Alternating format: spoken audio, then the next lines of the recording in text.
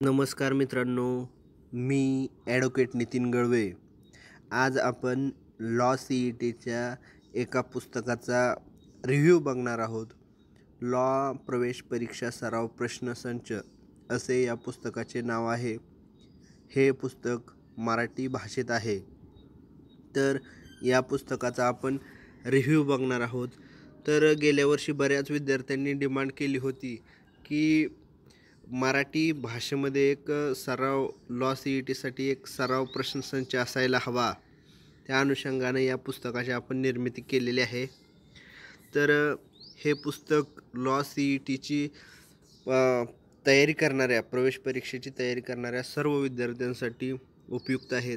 3 वर्षाची लॉ सी-ई-टीची तयारी करणाऱ्या विद्यार्थ्यांसाठी उपयुक्त आहे. तसेच 5 वर्षासाठी लॉ सी-ई-टीची तयारी करणाऱ्या विद्यार्थ्यांसाठीही हे पुस्तक उपयुक्त आहे.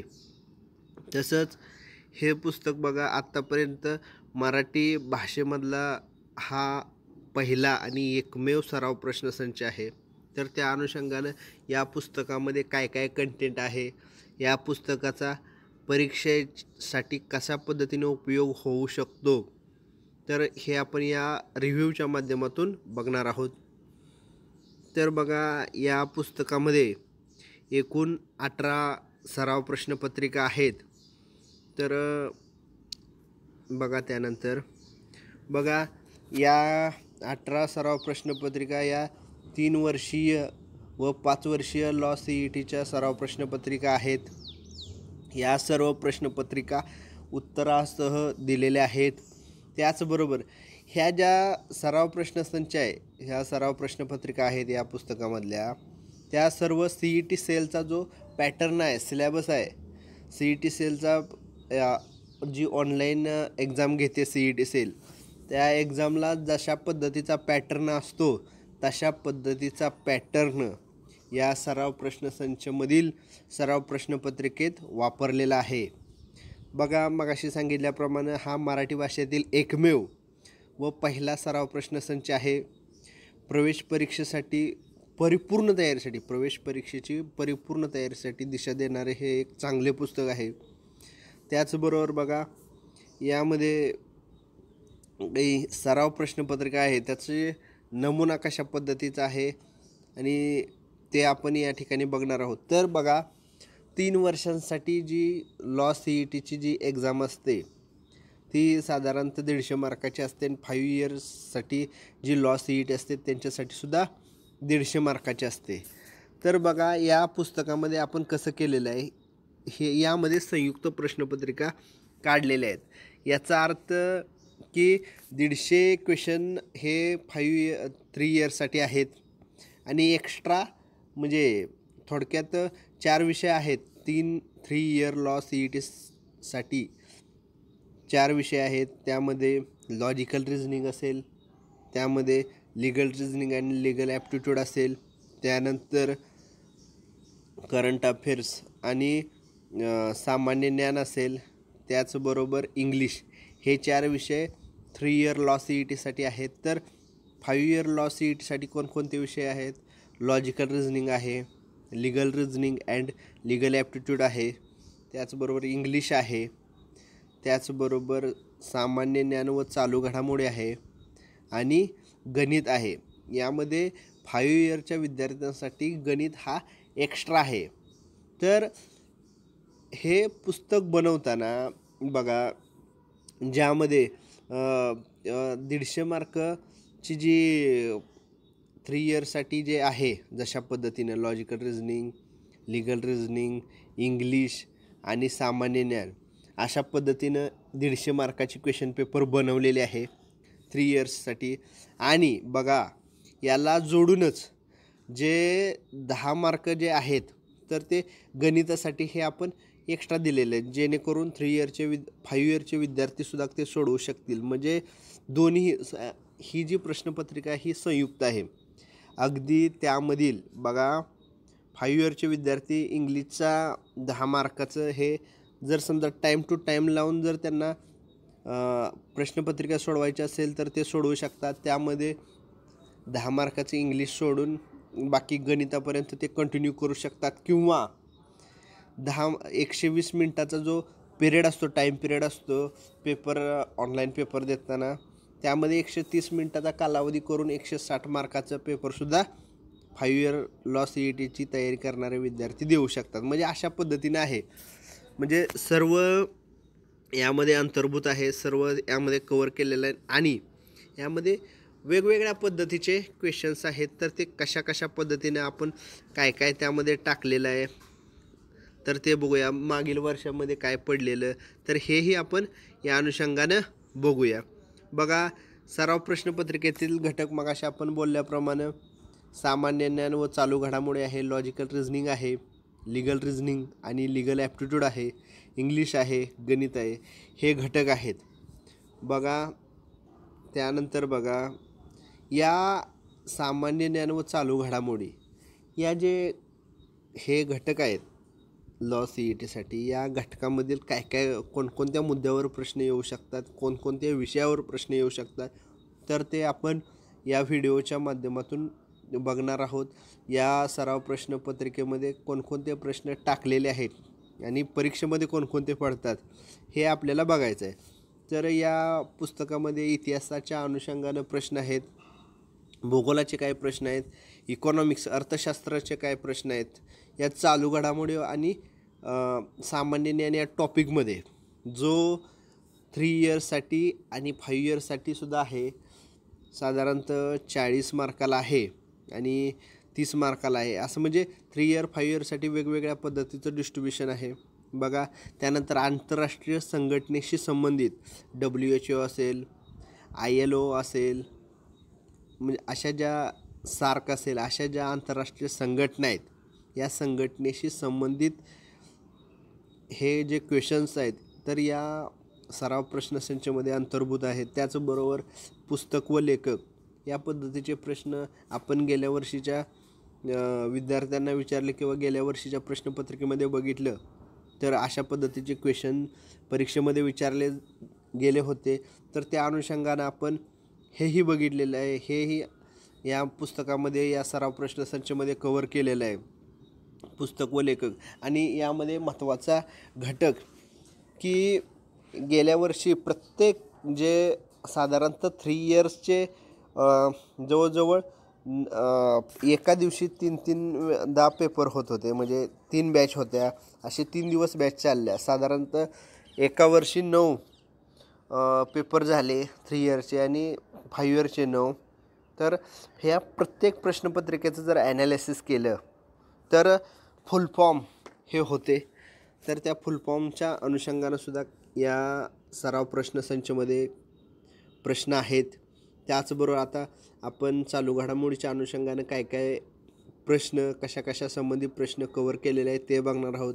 तर या पुस्तकामध्ये आंतरराष्ट्रीय घडामोडीच्या अनुषंगाने प्रश्न आहेत, त्याचबरोबर राष्ट्रीय घडामोडी, क्रीडा घडामोडीच्या अनुषंगाने प्रश्न आहेत, पुरस्कारासंबंधी प्रश्न आहेत. त्याचबरोबर बघा कृषी व पर्यावरणविषयक घडामोडी या अनुषंगाने काही प्रश्न आहेत या पुस्तकामध्ये. चालू घडामोडी या घटकामध्ये सांस्कृतिक घडामोडी असतील, आर्थिक घडामोडी असतील, विज्ञान व तंत्रज्ञान क्षेत्रातील घडामोडी असतील किंवा संरक्षण व अवकाश तंत्रज्ञान क्षेत्रातील घडामोडी असतील, या क्षेत्रातील संबंधित जे प्रश्न आहेत तर ते प्रश्न या सराव प्रश्नसंचामध्ये कवर करण्याचा प्रयत्न केलेला आहे. त्याचबरोबर म्हणजे हे जर सर्व सिलेबसला अनुसरूनच हे सराव प्रश्नसंच हे पुस्तक काढलेलं आहे. बघा त्यानंतर लॉजिकल रिझनिंग या घटकावरील जे प्रश्न आहेत, हा जो घटक आहे तर त्यामध्ये कोणकोणत्या विषयाच्या कोणकोणत्या चॅप्टरचे प्रश्न या पुस्तकामध्ये या सराव प्रश्नसंचमध्ये आहेत. बघा विसंगत घटक ओळखणे ह्या चॅप्टरमधील क्वेश्चन्स आहेत. परस्पर संबंधचे काही क्वेश्चन्स या लॉजिकल रिझनिंग टॉपिकमध्ये आपण कवर केलेले आहेत. कोडिंग डिकोडिंग असेल, रांगेतील स्थान असेल, समान संबंध, अंकमालिका, दिशा चाचणी, नातेसंबंध या अनुषंगानं जे प्रश्न आहेत तर ते प्रश्न या सराव प्रश्नसंचमध्ये आपण कवर करण्याचा प्रयत्न केलेला आहे. त्याचबरोबर जे लॉजिकल रिजनिंग या टॉपिकमध्ये विचार करण्यासारखे प्रश्न आहेत किंवा एक तर्क लावण्यासारखे जे क्वेश्चन्स आहेत, कूट प्रश्न आणि तक्ता वाचन या सारखे जे तक्ता वाचन किंवा कूट प्रश्न हे म्हणजे प्रत्येक प्रश्नपत्रिकेमध्ये अगदी सर्वच टॉपिक हे प्रत्येक प्रश्नपत्रिकेमध्ये आहेत. तर हे आपल्या सराव प्रश्नसंचमध्ये आहेत. हे आपल्याला परीक्षेच्या अनुषंगानं फायदेशीर ठरू शकतात. त्यानंतर बघा, लिगल रिजनिंग आणि लिगल ॲप्टिट्यूडवर कोणकोणते प्रश्न विचारले जातात आणि या पुस्तकामध्ये कोणकोणते प्रश्न समाविष्ट केलेले आहेत. बघा, या सराव प्रश्नसंचमध्ये फौजदारी कायद्याच्या अनुषंगानं प्रश्न समाविष्ट केले आहेत. त्यानंतर माहिती अधिकार कायद्याच्या अनुषंगानं, माहिती तंत्रज्ञान कायद्याच्या अनुषंगानं काही प्रश्न समाविष्ट केलेले आहेत. कराराचा कायदा असेल, अपकृत्याचा कायदा असेल किंवा कामगार कायद्याच्या अनुषंगानं या पुस्तकामध्ये काही प्रश्न समाविष्ट केलेले आहेत. त्याचबरोबर न्यायनिर्णयासंदर्भातील प्रश्नोत्तरे. बघा, जे जजमेंट आहेत, केशवानंद भारती वर्सेस केरळ राज्य वगैरे अशा ज्या पद्धतीचे जे जजमेंट असतात ना, ते सर्व जजमेंटच्या अनुषंगाने जे काही प्रश्न आहेत तर तेही या सराव प्रश्नसंचमध्ये अंतर्भूत आहेत. बघा, त्यानंतर भारतीय राज्यघटनेशी संबंधित जे लिगल ॲप्टिट्यूडमध्ये येतं तर ते सर्व प्रश्न या सराव प्रश्नसंचमध्ये अंतर्भूत आहेत. लिगल मॅक्झिम्स संबंधी विचारले जाणारे प्रश्नही या सराव प्रश्नसंचमध्ये समाविष्ट केलेले आहेत.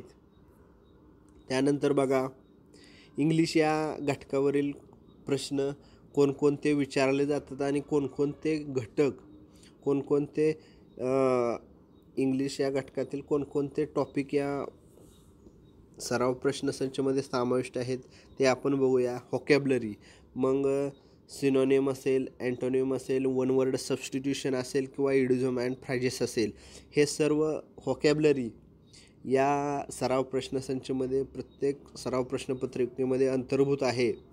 कॉम्प्रेशन म्हणजे जो पॅसेजचा आपण म्हणतो घटक, तर ते पॅसेजच्या अनुषंगानं प्रत्येक सराव प्रश्नपत्रिकेमध्ये पॅसेजचा समावेश आहे. ते विद्यार्थ्यांसाठी सरावासाठी फायदेशीर ठरू शकतं.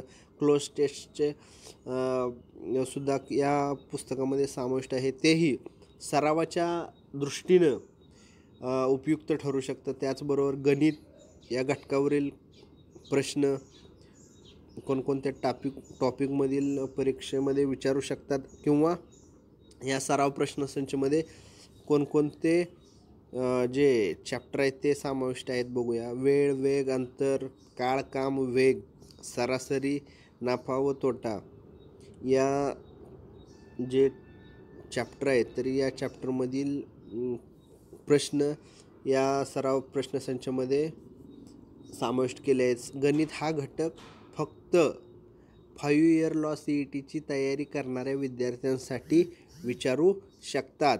बघा, त्यानंतर यामध्ये सर्व आता ह्यामध्ये जे काही क्वेश्चन्स आहेत बघा, जे काय सराव प्रश्नसंचमध्ये समाविष्ट केलेले आहेत ते जे क्वेश्चन्स आहेत बघा, ते जे क्वेश्चन्स आहेत तर त्या क्वेश्चनचा फायदा इतका होऊ शकतो विद्यार्थ्यांसाठी, च्या सरावासाठी होऊ शकतो.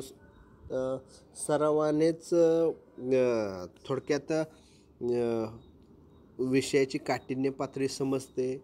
त्याचबरोबर सरावाने माणूस परिपूर्ण होतो, अभ्यासाची तयारी ही परिपूर्ण होते सरावानेच. त्या अनुषंगाने हे पुस्तक बनवलेलं आहे. आणि शेवटी कोणत्याही गोष्टीचा सराव असल्याशिवाय त्यामध्ये ॲक्युरसी येत नाही. बघा, तुम्ही एक क्वेश्चन एकदा वाचा आणि एक क्वेश्चन 10दा वाचा किंवा एक क्वेश्चन प्रश्नपत्रिकेत सोडवताना तो आला असाल तर त्याचा फायदा नक्की होतो, किंवा तो जो प्रश्नपत्रिका सोडवताना एखादा क्वेश्चन आला असेल तर तो सहजासहजी तो लक्षातून जात नाही किंवा तो तुमच्या लक्षात राहतो. अशा पद्धतीचा या सरावाचा फायदा होतो. अगदी थेरॉटिकल पुस्तके हे विद्यार्थी वापरत असतील. त्याचबरोबर सराव प्रश्नसंचची सुद्धा आवश्यकता आहे. हे आता प्रत्येक विद्यार्थ्यांच्या व्यक्तिगत मुद्दा आहे की सराव प्रश्नसंच वापरायचा किंवा नाही. पण बघा, मराठीमध्ये अशा पद्धतीचा कोणताही सराव प्रश्नसंच नव्हता. त्या अनुषंगाने या पुस्तकाची निर्मिती केलेली आहे, जेणेकरून सर्व मराठी भाषेतून लॉ CETचे जे विद्यार्थी तयारी करतात, मग ते 3 इयर लॉ CETची तयारी करणारे विद्यार्थी असतील किंवा 5 इयर लॉ CETची तयारी करणारे विद्यार्थी असतील, त्या सर्व विद्यार्थ्यांना या पुस्तकाचा 100% फायदा होईल. बघा, 100% फायदा होईल. नक्की हे पुस्तक उपयोगी ठरेल. बघा, त्यानंतर हे पुस्तक कुठे मिळेल? बघा, हे पुस्तक साधारणतः 8 मार्चनंतर बुकस्टॉलवर उपलब्ध होईल. त्याचबरोबर म्हणजे हे पुस्तक आता आलेलं आहे, सर्व तयार झालेलं आहे. फक्त आता मार्केटमध्ये 8 मार्चनंतर येऊ शकतं. त्याचबरोबर हे पुस्तक ॲमेझॉन किंडल फॉर्मॅटमध्ये ॲमेझॉनवर PDF मिळेल. जे पुस्तक तुम्हाला मोबाईलमध्ये वाचण्यास उपयुक्त मिळतं, ॲमेझॉन किंडल फॉर्मॅटमध्ये तुम्ही तिथूनही खरेदी करू शकता. त्याचबरोबर हे पुस्तक जरी तुम्हाला हवं असेल तर ते पब्लिकेशन हाऊसमधून सुद्धा मिळू शकतं. ते आत्तासुद्धा अव्हायलेबल आहे, पण ते बुक स्टॉलवर काही दिवसानं अव्हायलेबल होईल. अजून मार्केटला ते पुस्तक गेलेलं नाही.